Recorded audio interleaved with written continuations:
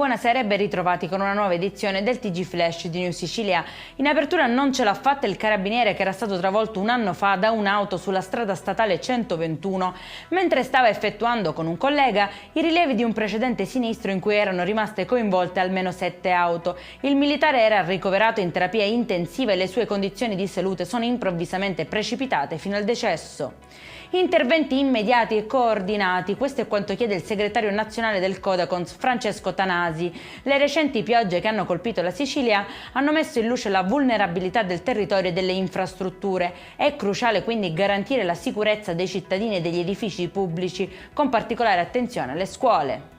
Per soddisfare la sua ludopatia, una 47enne catanese avrebbe costretto la madre per circa 10 anni a consegnarle tutta la pensione pena violenti aggressioni verbali e fisiche. In un'occasione avrebbe anche minacciato di dar fuoco alla casa e di rompere le gambe alla madre se non avesse soddisfatto le sue richieste.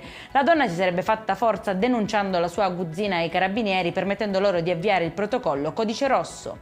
Per la prima volta a Palermo è stato possibile trapiantare reni a cuore fermo da un donatore in età avanzata su pazienti anziani.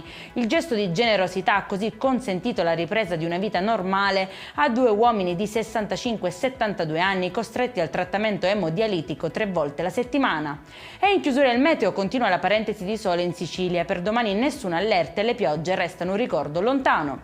Per questa edizione è tutto, prossimo appuntamento domani alle 13:30. Buona serata.